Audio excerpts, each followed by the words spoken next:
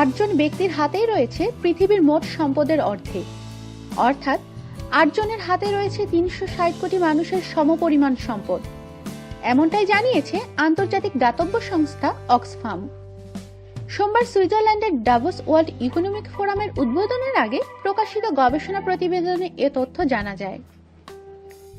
Oxfam জানায়, বর্তমানে অতি ধনীদের সঙ্গে অতি দরিদ্রদের বৈষম্য ধারণার চেয়ে অনেক বেশি।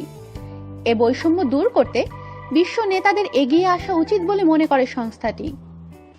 গবেষণার জন্য সংস্থাটি এবার ফোর্বসের 2016 সালের সেরা ধনীদের তালিকাটি বেছে নিয়েছে।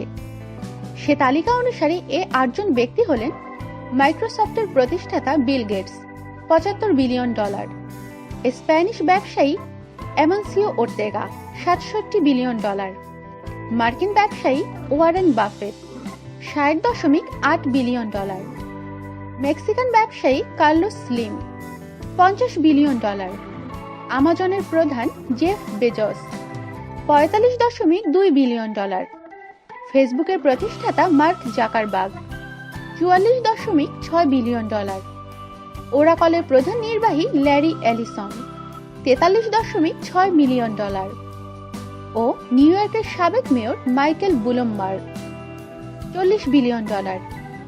এ ব্যাপারে অক্সফামের পলিসি এবং ক্যাম্পেইনের ভাইস প্রেসিডেন্ট পল ওয়েব্রেন বলেন, এ ধরনের ব্যাপক বৈষম্য লক্ষ লক্ষ মানুষের দারিদ্রতার কারণ।